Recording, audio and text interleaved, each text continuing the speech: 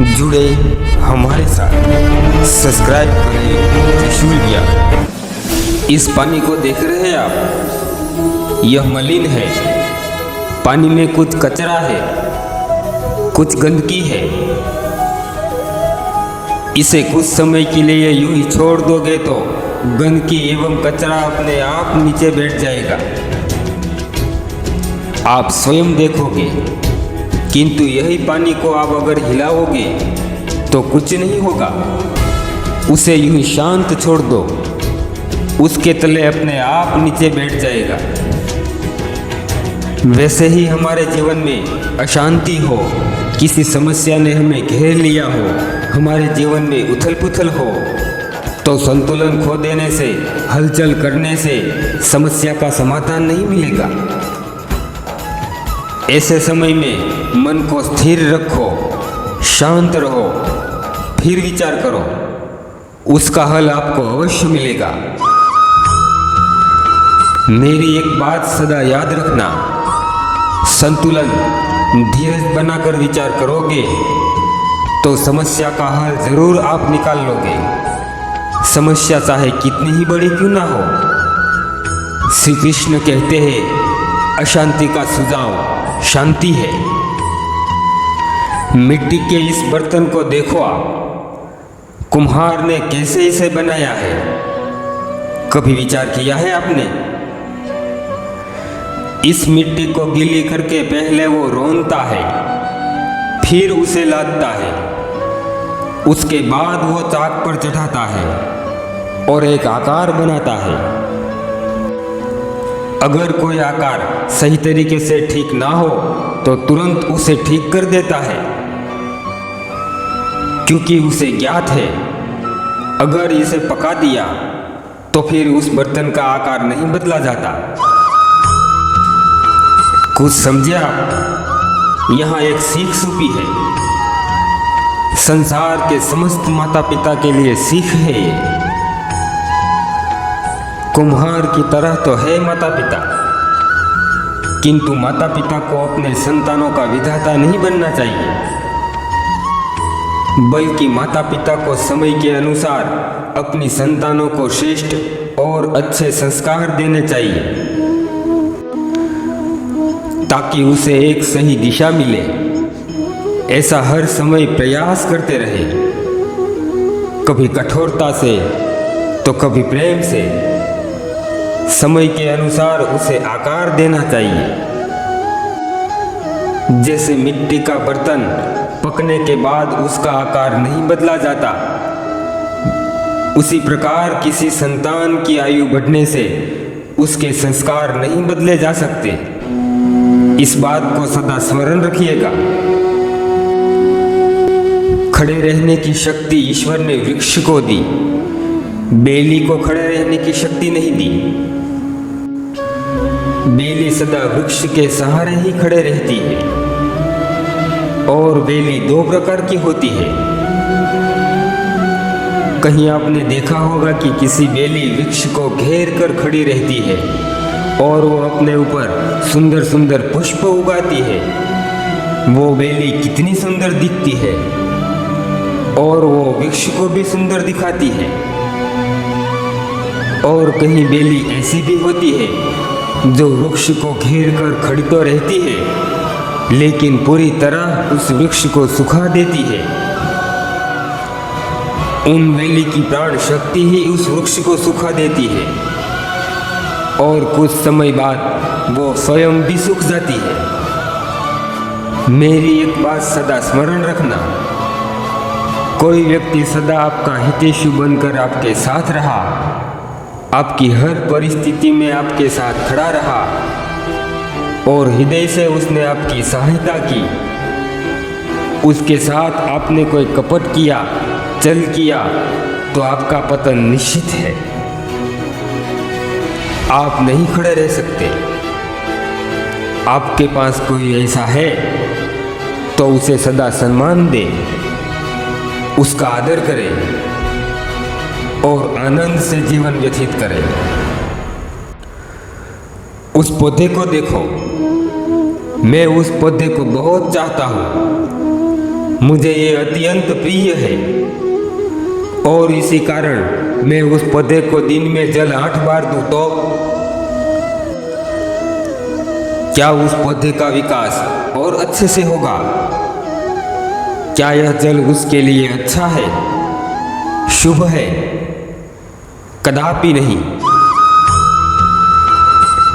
उस पौधे की जड़ में जो जल सुखाने की शक्ति है वो समाप्त हो जाएगी, उसकी जड़ें गल जाएगी।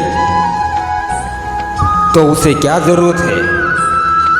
उसे जरूरत है सही मात्रा में जल दिया जाए, उसे जरूरत है ठीक समय पर जल दिया जाए, उसे सूर्य का ताप भी सहना होगा।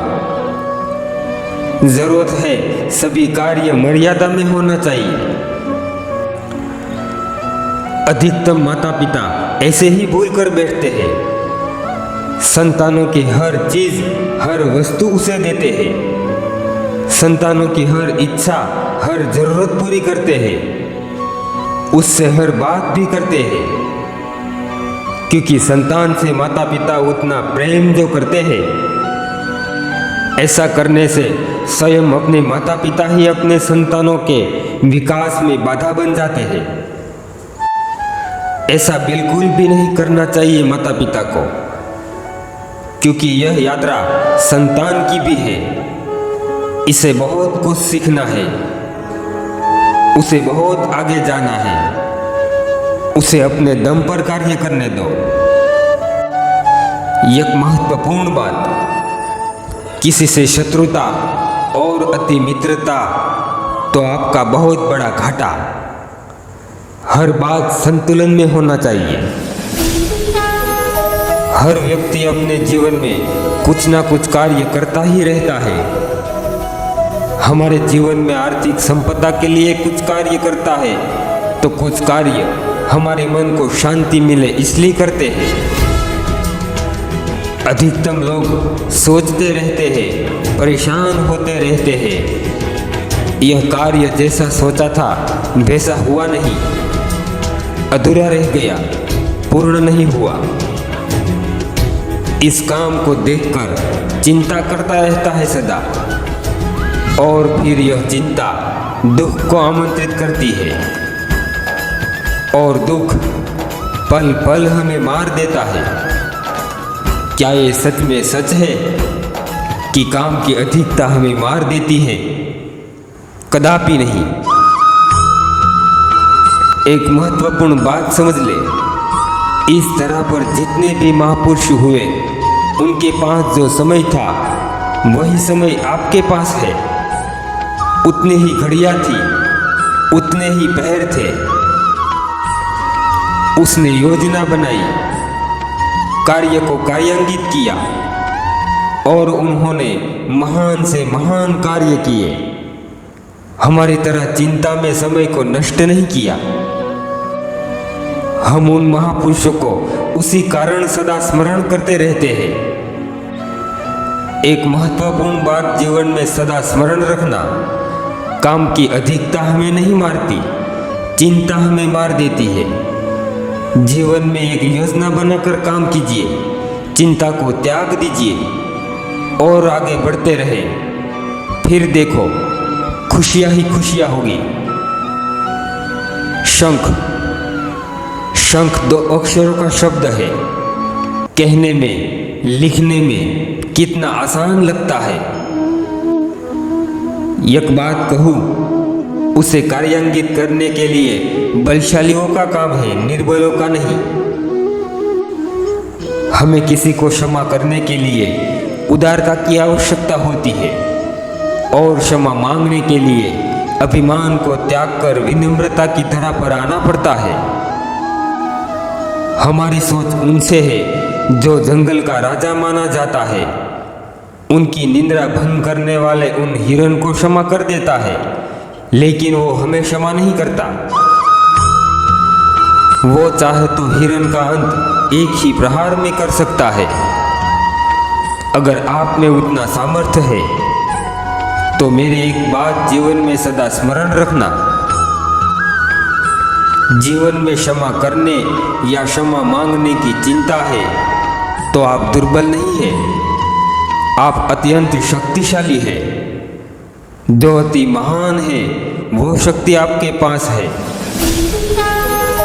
तितली, उड़ती तितली अच्छी लगती है, वो भला कैसे नहीं पाती, सबको अच्छी लगती है, छोटे हो या बड़े सभी को लुभाती है ये तितली।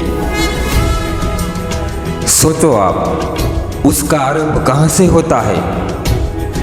एक छोटे से अंश से जहाँ वो सुरक्षित है। कीट जो वृक्ष के पत्तों पर रहता है, भूमि पर रेंगता है, कीट के रूप के अंश को छोड़कर तितली इस संसार में आती है।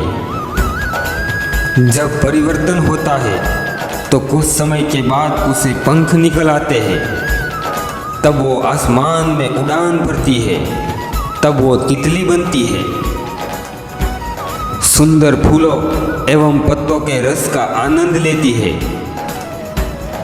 कभी आपने विचार किया है यह तितली ही ऐसा क्यों कर पाती है, कोई और ऐसा क्यों नहीं कर पाता? क्योंकि यह अंश से बाहर निकल आती है। अगर वो बाहर ही नहीं निकल पाती तो क्या वह आकाश में उड़ पाती भला? तितली ही नहीं बन पाती। हमारे साथ भी यही होता है। हम सुरक्षा चक्र में ही रहना चाहते हैं, हम सुरक्षित है वहीं रहना चाहते हैं, किंतु विकास सुरक्षा सीमा को लांघने से ही होता है। अपना व्यक्तित्व बनाना चाहते हो, जीवन में कुछ ऐसा महान कार्य करना चाहते हो, कुछ ऐसी बड़ी सफलता प्राप्त करना चाहते हो, तो सुरक्षा चक्र को भूल जाओ। वहां से बाहर निकल के उस सीमा को लांघिए,